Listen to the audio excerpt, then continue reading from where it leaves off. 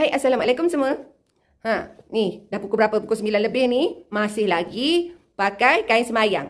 Sebab kenapa? Nak minta dengan Allah ni memberi perlindungan. Hanya minta dengan Allah. Kalau kita minta dengan orang, minta dengan kementerian, kita pula yang dia laporkan. Kebal-kebal sekarang kementerian. Ni dengar sini, saya nak baca supaya faham. Negara yang mempunyai undang-undang, tetapi undang-undang yang telah ditetapkan itu seperti buta, pekak dan bisu, saya berdiri memegang undang-undang Lex Non Scripta. Saya juga ada sesuatu yang nak diberitahu. Dengar ya?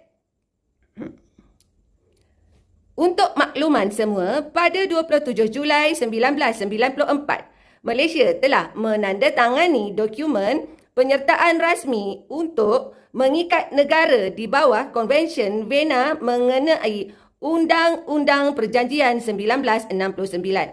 Sejak tarikh tersebut, Malaysia tertakluk sepenuhnya kepada undang-undang lazim antarabangsa yang mewajibkan semua institusi, kementerian dan agensi mematuhi prinsip paksa un servanda, iaitu setiap komitmen, hak dan perjanjian bertulis wajib ditepati serta dilindungi secara telus tanpa gagal.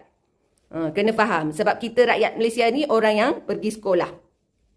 Larangan mutlak di bawah artikel 27 di bawah konvensyen ini, peruntukan di dalam artikel 27 menetapkan satu larangan yang sangat tegas dan mutlak.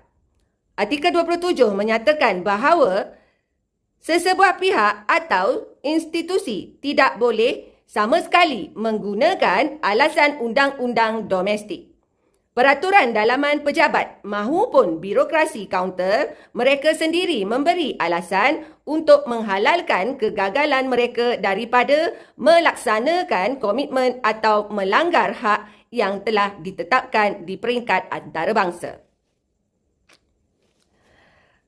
Ketetapan penguatkuasaan dan hak.